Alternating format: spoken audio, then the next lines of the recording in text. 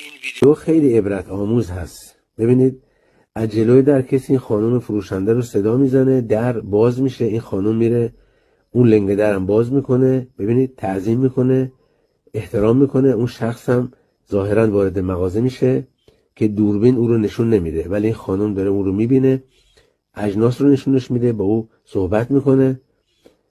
حضرت اسرائیل ملک الموت طبق قرآن کریم گاهی به شکل انسان ظاهر میشه، کما اینکه در قرآن کریم داره که برای حضرت ابراهیم و حضرت لوط و ساره همسر حضرت ابراهیم به شکل انسان ظاهر شد. به برکت دوربین های مداربسته این صحنه ها ثبت و ضبط شده که واقعا عبرت آموز هست. این خانم دوستی داره، اونم فروشنده است و اون آقایی که همراهش هست، اینا تعجب میکنن که این خانم داره با کی صحبت میکنه، چون اینها کسی رو نمیبینن.